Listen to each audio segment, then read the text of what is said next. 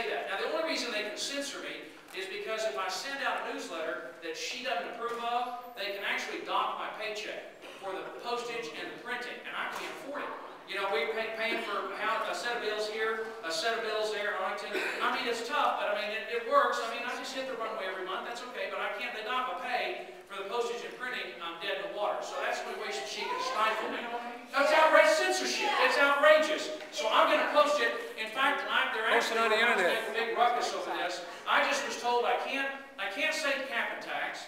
I can't call her the speaker. I can't say that they're Democrats. I can't say that they're liberal. I can't say that they jammed through the cap and tax or energy bill. I can't say that they're jamming through this monstrosity of a healthcare takeover. I can't say there are all these things they want to sanitize. It's just outrageous. But the one place they can't sanitize is right here on the internet. And it's a way for you and I to talk directly. If you will sign on tonight and send a friend request to John Culberson, all lowercase, one word, I'll answer immediately. And I'll sign you up as a friend. And I'm organizing all of this through the internet on Facebook. It's the best tool out there. And it's the best way for us to get ready for the action that's going to be necessary digitally with, you know, ballots and electrons. And that's just the way the system is designed to work. But you need, let me take a couple more minutes and then stop for questions. This is an actual index to this bill. Now this is actually it. Now the reason we're going to beat them on this is we finally had to, they were finally forced to publish it in the open where we could read it. Every major bill that they jammed through, the energy cap and tax, the omnibus appropriations bill, which was a $900 million spending bill, the spendulous, which was just a monstrosity, $800 billion of borrowed money. They wrote that and filed it in the dead of night. We would vote, say, at 2 o'clock in the afternoon, and they filed the whole bill at 1 o'clock the night before. They don't want us to read it. They can't govern in the sunlight. Liberals can't govern in the brightness of day because they can't get away with it. So they don't want us to read it. They don't want us to debate it. They don't want us to have any amendments. But now we got them because they had to publish this, and that she couldn't jam it through right before the August break. And I understand from my friend Ed Hendy told me that there was a wonderful video clip that I haven't seen yet of Steny Hoyer at a town hall meeting. And I wish I'd seen it. I got to see it tonight when I get on the computer.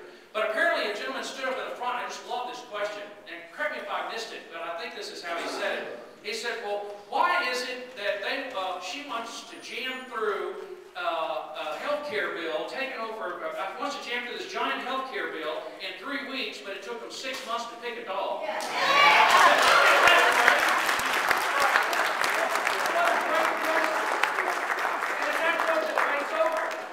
So I've given you some additional ammunition, and you can use this in any discussion with anybody.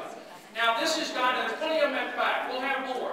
Now this is an outline of the bill. And no question we've got a cost crisis. Sure, we all know we've got to get the cost of health insurance down, but you start with the obvious things. Why don't we quit paying the crooks? I mean, every time I see one of those little scooter ads on TV, it makes me flinch, because what they're doing is getting people to that's a Medicare option they've got, but once you pull the trigger on that once, that's it. You don't get another scooter. What if you really get crippled up? You live to be 90 or 95 or 100 years old, and they force you into pulling the trigger on it when you're 65 or 67, and then the thing breaks or wears out when you're 70 or so. You don't get another one, and so there's at least $70 to $120 million.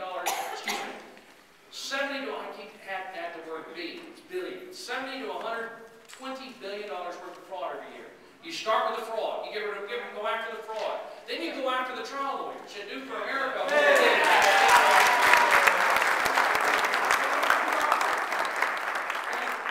When Gary and I first started working on tort reform in Texas, the doctors, if you in the 90s were going to have a baby south of San Antonio, it had to be with a nurse. You couldn't find a doctor between San Antonio and Brownsville because they were being sued so aggressively. And with Joe Nixon's help, this happened right after I left. We tried it several times when I was there. But in 2003, Gary, 4 or 5, in 2003, Texas passed the best package of tort reform in the nation. And as a result, doctors are moving into Texas. Their insurance premiums have dropped. We've all seen benefit from that in the doctors that we have access to, and the reduced insurance premiums are passing on to us. So go after the fraud and the abuse. Go after the trial lawyers and limit lawsuits to if something's intentional or grossly negligent. Give us all a tax break. Barbie's telling me on the way over here, she and Larry do, we've been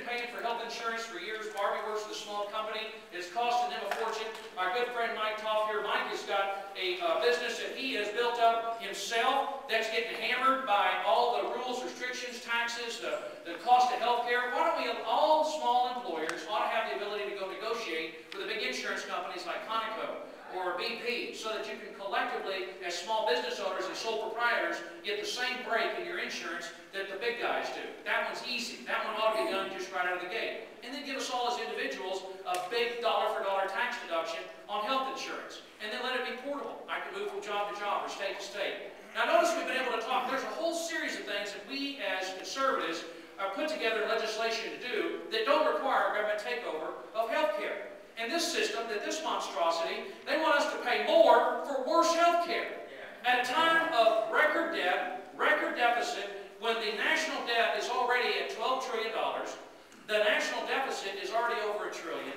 When we're borrowing money to pay off borrowed money, the Treasury is actually, about 2 months ago, the Treasury, for the first time in history, ordered the creation, they get on a computer and they punch a few buttons, and they created $300 billion of new money for the sole purpose of buying Treasury bonds. Now that's a very scary thing because they're creating the money out of thin air to buy debt. And this feeds on itself. And then let me leave you with this thought. I, as a student of history, remember hearing and reading that the British and the French paratroopers, when they invaded the Suez Canal in 1956, and you may remember from your study of history that because Nasser nationalized the Suez Canal, the British and the French land to take it back, and then Eisenhower called them up and they pulled out in 48 hours. I always wondered, why would they pull out so fast? Eisenhower, of course, a great general, great president, America told him to get out. I thought that's all there was to it. The true story is that Eisenhower called up the British and French Prime Minister. This is highly relevant to today, to our situation as a nation. Eisenhower called up the British and French Prime Minister and said, "You have got to get your troops out of the Suez. It's going to lead to a water war. It's not acceptable." And the British and the French said, "We're not doing it. We built it. We own it. We're not pulling out." And Eisenhower, I don't know if they had speakerphones in, but he essentially said, "Let me put you on the speakerphone. I'm in the room here with the Secretary of the Treasury. And you know all those war bonds that American taxpayers bought? You know all those bonds, British and French bonds, that we bought as American taxpayers to rebuild Britain and rebuild France? If you don't pull out of the Suez in the next 48 hours, when I hang up this phone, I'm going to instruct our Secretary of the Treasury to dump all the British and French bonds that we hold, and we will not buy any more." He said, "I'm going to ask one more time. Will you pull out of the Suez?" I said, "Yes, sir, we'll be out in 48 hours."